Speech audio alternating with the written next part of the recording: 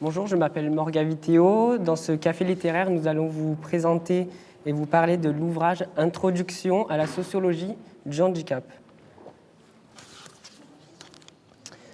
Bonjour Monsieur Raveau, un des principaux auteurs du livre Introduction à la sociologie du handicap. Pouvez-vous nous parler et présenter la démarche de l'ouvrage ? Bonjour, merci de cette invitation.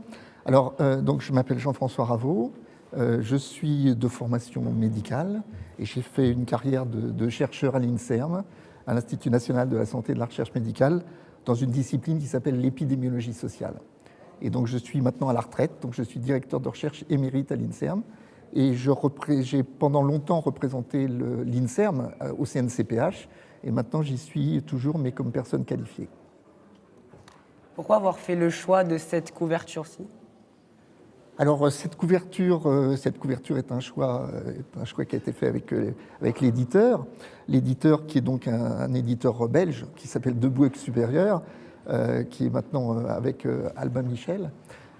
C'est un choix qui vise à montrer que toutes les catégories de handicap sont concernées par cet ouvrage et qui ne s'adresse pas à une population particulière, mais au problème du handicap dans sa globalité et dans sa complexité. Et pourquoi avoir fait le choix de mener des recherches sur le handicap ? Alors, mener des recherches sur le handicap, c'est quelque chose que j'ai toujours fait, puisque j'ai fait toute ma carrière à l'INSERM comme chercheur sur le handicap. Alors, il y a bien entendu des raisons qui sont des raisons personnelles, qui tiennent à une histoire personnelle, et puis il y a des raisons aussi plus intellectuelles, je dirais, qui tiennent à ma formation, qui tiennent à ma formation universitaire et qui tiennent au fait que le handicap est devenu une question majeure dans nos sociétés. Je dis est devenu parce que c'est une question qui est à l'interface d'une évolution de nos sociétés sur le plan sanitaire, sur le plan de la santé, et sur le plan social et politique. Alors pourquoi évolution sanitaire ? Évolution sanitaire parce qu'on a assisté dans nos sociétés à deux grandes transitions qu'on appelle épidémiologiques et démographiques. Épidémiologique, ça veut simplement dire que les maladies chroniques ont pris le pas sur les maladies infectieuses. Alors c'est bien entendu un constat qui a été remis en cause par la récente Covid, mais c'était le cas avec l'apparition des antibiotiques lors de la Deuxième Guerre mondiale. Donc transition épidémiologique avec passage au premier rang des maladies chroniques, transition démographique avec le vieillissement de la population, l'augmentation de l'espérance de vie, qui fait qu'on a commencé à avoir un intérêt accru, non plus pour les problèmes de santé eux-mêmes, mais pour leurs conséquences dans la vie de tous les jours. Et on a commencé à s'intéresser non plus à la quantité de vie, mais à la qualité des années de vie. Alors, dans cette logique-là, et quand on commence à s'intéresser aux conséquences des problèmes de santé, c'est un changement qui bouscule complètement les hiérarchies des problèmes sanitaires tels qu'on pouvait les connaître. Donc, la hiérarchie entre ces problèmes devient complètement bousculée, et c'est dans ce contexte-là que sont apparues de nouvelles classifications, de nouveaux types d'enquêtes, et qu'on a commencé à mettre sur le devant de la scène le fait de s'intéresser aux limitations fonctionnelles, à la façon d'y répondre, aux aides techniques, aux aides humaines, à l'aménagement de l'environnement. Voilà. Et on a commencé à voir émerger, mais ce n'est pas si vieux que ça finalement, une préoccupation majeure sur les questions de handicap, de dépendance, de perte d'autonomie.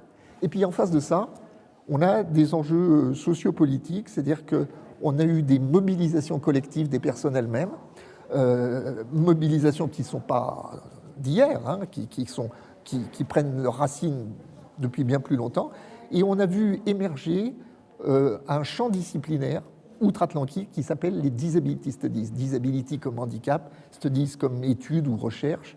Donc les recherches sur le handicap ont émergé dans les pays anglo-saxons comme une discipline en soi, ce qui n'était pas le cas en France, et donc avec un autre point de vue qui est de se poser les questions de la compensation, de l'accessibilité, et plus récemment de la citoyenneté, de l'égalité des chances, de la discrimination. Voilà. Donc ça, c'est des mutations profondes qui ont affecté aussi bien les politiques sociales, les politiques de santé, la question du droit, la question du traitement social, c'est-à-dire comment notre société traite de cette question, et puis les pratiques professionnelles, les parcours de vie, l'expérience des gens, bref. Donc vous voyez, ça a eu des répercussions gigantesques. Et quels étaient les objectifs de cet ouvrage? Alors les objectifs de cet ouvrage, c'est, je dirais que pour le dire de façon simple, c'est de répondre à quelques grandes questions. Alors des questions simples, c'est-à-dire que comment ce champ du handicap s'est construit dans l'histoire et socialement dans les sociétés occidentales, parce que c'est le champ dont parle cet ouvrage. Quel type d'expérience du handicap cela produit-il? Quelle mobilisation est-ce que ce champ a suscité? Et quel type de...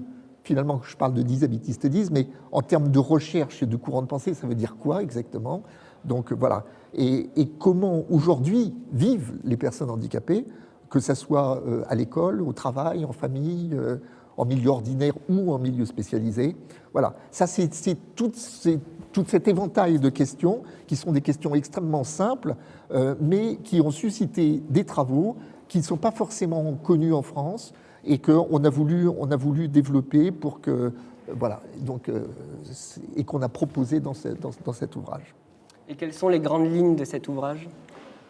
Alors, les grandes lignes de cet ouvrage, c'est qu'on a voulu travailler sur trois types d'orientation.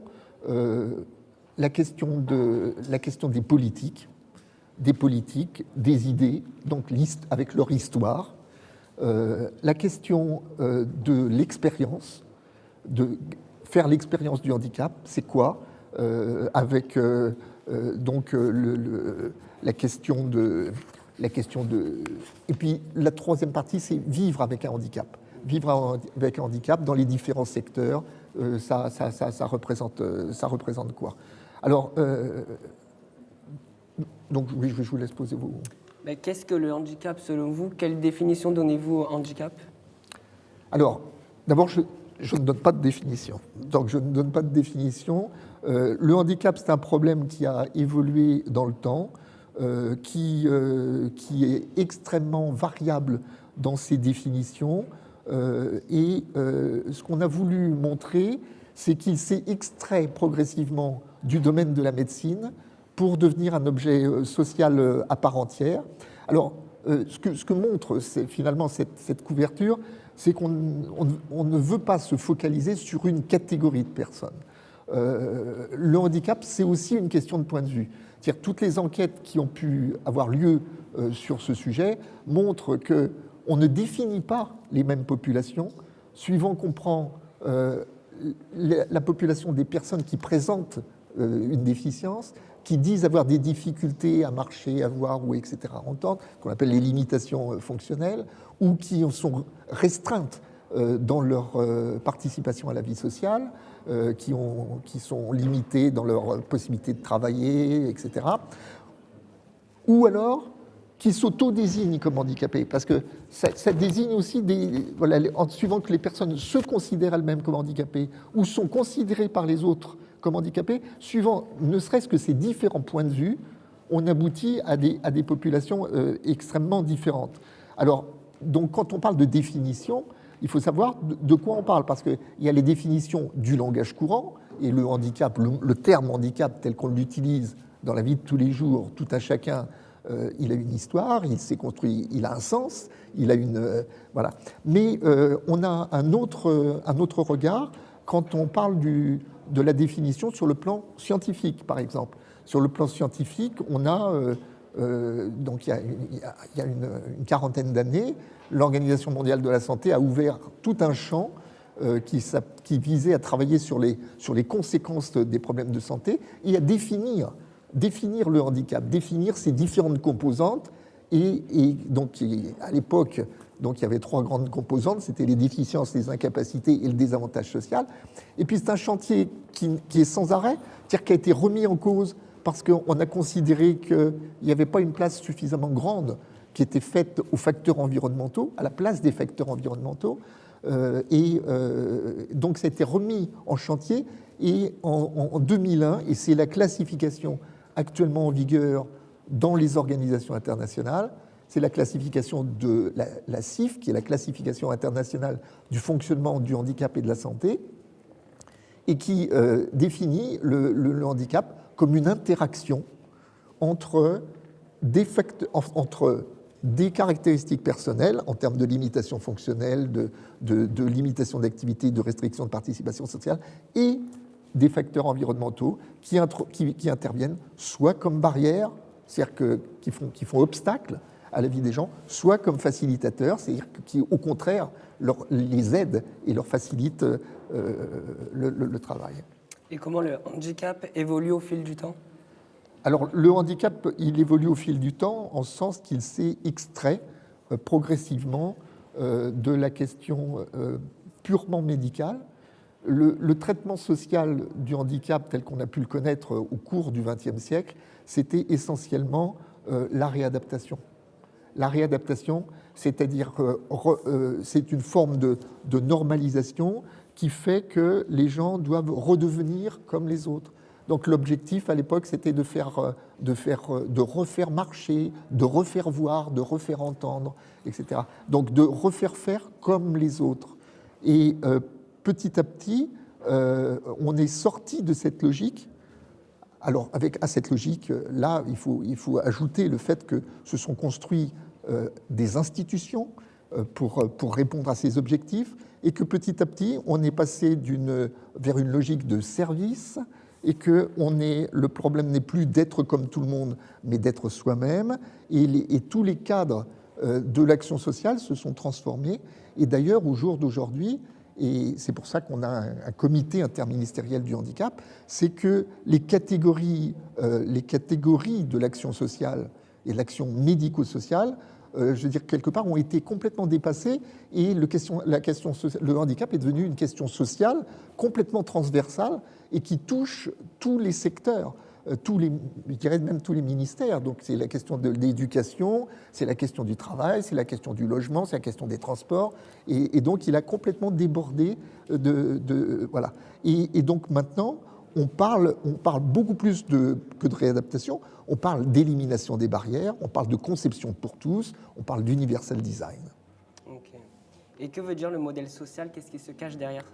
Alors voilà, le modèle social, ça c'est quelque chose qui est à la fois extrêmement simple et pas forcément facile à comprendre. Bon, pour être simple, si vous montrez la photo d'une personne paraplégique en fauteuil roulant au pied d'un escalier qui mène à un bureau de vote, et vous demandez aux gens pourquoi cette personne ne peut pas aller voter, il y a ceux qui vont vous répondre elle ne peut pas aller voter parce qu'elle est paraplégique, il y a ceux qui vont vous répondre parce qu'elle ne peut pas marcher, il y a ceux qui vont vous répondre parce qu'il y a un escalier, et il y a ceux qui vont vous répondre parce qu'on ne se soucie pas de l'accès de tout le monde au vote. Et ça, ces 4 types de réponses qui sont simples, hein, mais qui sont pédagogiques, elles montrent, voilà, le premier, c'est le modèle curatif, parce que quand on dit que c'est parce que les gens sont paraplégiques, ça veut dire qu'il faut les soigner, éviter les accidents, etc. Quand vous dites que c'est parce qu'ils ne peuvent pas marcher, ça veut dire que le problème devient la réadaptation, la rééducation, il faut les faire remarcher, il faut leur donner une aide technique. Quand vous dites que c'est parce que c'est les escaliers, ça veut dire qu'il faut supprimer les barrières environnementales. Et quand vous dites que c'est l'accès au vote de tous, ça veut dire qu'il faut s'intéresser aux droits. Donc vous voyez que tous ces modèles, toutes ces manières de concevoir les choses elles sont toutes vraies. Il n'y en a pas une qui est fausse, mais elles sont complémentaires, et elles dressent à chaque fois le projecteur sur une facette différente du problème. Et voilà. Et donc le problème, le modèle social, ça a été celle qui, pour la première fois, ont commencé à mettre le projecteur sur d'autres choses que les caractéristiques individuelles des personnes. Merci, Monsieur Ravo. Voilà. Merci à vous.